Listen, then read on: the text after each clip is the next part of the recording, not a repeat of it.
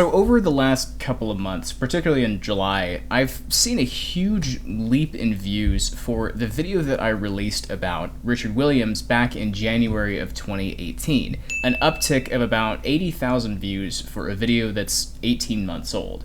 Side note, I was very sorry to hear about his death just a couple of days ago. I think he was genuinely one of the greatest animators of all time and a really incredible inspiration to so many people, including me, especially over the last couple of years since I've been watching and studying his work. It's a real shame that he's gone, honestly. Back in July, I saw a good number of people sharing the video that I made as a sort of counter to the Lion King remake. If you haven't seen the Williams video, it's in large part about how he spent his entire career trying to push his own animation in a particular way. Something like the Lion King, which is animation, I don't know why there's an argument about this, is an attempt to push the look and movement of animation so close to live action that they're basically indistinguishable. Williams, and there are plenty of others like him, wanted to go in the exact opposite direction. He didn't want his animation to look and behave like live action. He wanted his animation to do what live action couldn't. Now, I can't specifically speak to The Lion King. I haven't seen it. I'm not going to see it. It's not my thing. I kind of just inherently don't care about photorealistic animation, for as wrong as that may sound. I'm not saying that it's bad or that you shouldn't like it. It's just not my thing. What I find interesting are the amount of people who shared that Richard Williams video, the amount of people who watched it, and the amount of people I've seen basically bemoaning the state of where animation's at. I mean, every time I make a video about animation, I inevitably get dozens and dozens of comments that basically say something akin to, animation is dead. On one end, we've got things like The Lion King and The Jungle Book and the Cowboy Bebop remake and the Avatar live-action remake. And then on the other side, we've got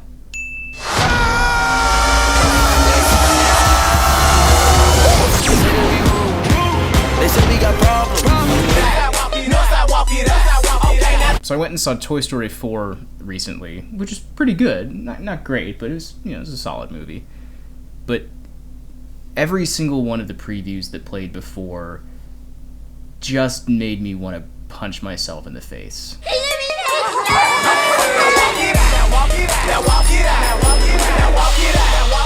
You've got photorealism and live-action remakes on one end, lowest common denominator trash on the other end, and because of this, I think it can be really easy to get very cynical about the state of where animation's at. And I just want to take a few minutes to talk about some of this, because for as easy as it is to be negative and cynical about the current state of animation, I actually take a different approach. I actually think things are pretty positive. Let's look at the data. Between 2008 and 2018, there were 243 animated features released theatrically in the United States according to BoxOfficeMojo.com. I'm using their stats for the entirety of this video. Break that number down to yearly stats and you can see that it's been growing quite a bit over the last 10 years. Now, this is everything that's been released, but let's separate this out into two separate categories: the major animation studios and the non-major. So major would be Disney, Pixar, DreamWorks, Illumination, Blue Sky, Sony Pictures Animation, and Warner Brothers Animation. Break down the yearly release stats for them and you can see that they've just about doubled in the past 10 years. But jump over to the non-major companies, which would be studios and distributors like GKids, Laika, Aardman, Funimation, and 11 Arts. And the growth over the last 10 years is even more striking, nearly tripling. In 2018, there were 11 major studio releases and 37 non-major releases. Now, to be entirely fair, 8 of those 37 were re-releases, mostly the GKids released Ghibli Fest features. But most of them actually performed pretty well at the box office, grossing somewhere around the 400,000 to 500,000 mark. Let me pause for a second to talk about GKids, because they're the best. GKids is not a studio. They're a small distributor here in the United States that specializes in releasing independent animation from around the globe, both in theaters and on DVD and Blu-ray. They distributed the last couple of Studio Ghibli films after Disney dropped the rights. They started Ghibli Fest. 11 of their films have been nominated for the Oscar for Best Animated Feature Film, and they've been responsible for releasing pretty much all of my favorite animated films over the last 7 or 8 years. April in the Extraordinary World, Summer Wars, Boy in the World, The Girl Without Hands, Tom Moore's films, The Secret of Kells and Song of the Sea, Sita Sings the Blues, The Breadwinner, Mirai. They're distributing Makoto Shinkai's new film. If you're a fan of animation and you're not following them, you really should, because they are like the Criterion collection of animation. Now, the fact that they even exist and have been successful at what they're doing is itself entirely encouraging. The number of films they release each year has basically tripled since the beginning of the decade. However, to be fair, they can be sometimes hard to find. They're often limited style releases and occasionally don't expand outside of New York and LA. And their box office is pretty inconsistent. They very rarely get past the $1 million mark, although they did have a pretty solid success last year with Mary and the Witch's Flower. They grossed about $2.5 million. Their average release, however, tends to gross somewhere in the $200,000 to $500,000 bracket. I'll add, though, that I don't know how their box office grosses rank with their home video and streaming sales. The latter, which isn't public information, could very well be much higher, but on the whole, I don't think their box office is too shabby. I mean, considering the fact that they're just distributing the films and not producing them, their box office is growing as the company grows and the output increases, so I think it's okay. Here's something else that's encouraging. Go back to the complete list of everything released between 2008 and 2018. If you look at the major studios' releases, out of the 79 included films, 95%, and this should come as no surprise, were CG animated features, with only 5% consisting of traditional or stop motion. Jump over to the non-major studios and we've got a much more diverse story. Out of 164 features, 41% were anime, 29% CG, 8% stop motion, 21% traditional, and 1% a combination of traditional and CG. Now, for as great as I think that diversity is, and for as genuinely encouraging as I think a company like GKids is, not everything is great. Unfortunately, one of the most interesting American animation studios, Laika, is really not doing well. Their films have never made that much money. Coraline was fairly successful back in 2009, but it's been downhill ever since. Paranorman and the Box Trolls basically broke even. Kubo and the Two Strings, despite how great it was a bit of a flop, and Missing Link earlier this year just ate it.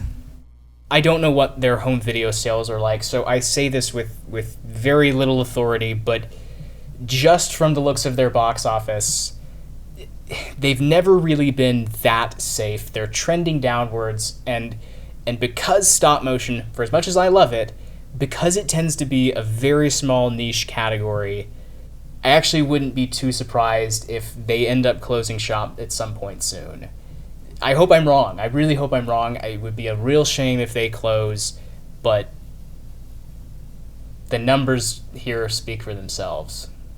I'm not saying that this is why Laika's films haven't done very well, and I think this is at least in part what prompts people to complain about the current state of animation, but animation is still just not taken that seriously in the United States. Overwhelmingly, things produced here fall into one of two categories: family films and adult comedy, often slightly or just entirely raunchy. And I'm not saying that either are bad, both are completely fine. It's just that there's a massive gap in the middle. I long for the days when animation is taken as seriously as live action, and when we can do just, I don't know, just normal stories that are animated. Like, I don't know, like I would love to see like a Mike Leigh film animated, or like a Paul Thomas Anderson film but animated. I don't know, maybe I'm the only one who thinks that, but I think that'd be great. I think that'd be awesome. We're obviously not there yet. We've got miles and miles to go. but I do think that we're starting to get there. Over the last few years alone, we've had things like Loving Vincent, Isle of Dogs, Anomalisa, The Red Turtle, The Breadwinner, Song of the Sea, Mirai, Kubo and the Two Strings, Into the Spider-Verse. Most of them not kids movies, all of them intelligent and mature and extremely well made, just not all of them financially successful. But movies like that are out there. And if you want more of them, then you gotta look for and support the ones that are there. To quickly wrap up, I obviously don't work in the animation industry. I don't have any connections to speak of. I'm just a guy who loves movies and likes looking at the box office. If any of you watching are on the other side, though, if you're an animator or a story artist, or if you just work in the animation industry, please leave a comment below. I would really love to know what your perspective on this whole issue is. Definitely leave a comment. I would really love to read it. As always, thank you guys so much for watching. It's always appreciated. Let me know your thoughts and opinions down below. Keep on watching great films, and I'll see you next time. This video is brought to you by Squarespace. So if you're like me, a freelancer working in the creative arts, there's really no better platform out there that can help you create a unique online presence than Squarespace. If you're a filmmaker or an animator, Squarespace is perfect for you.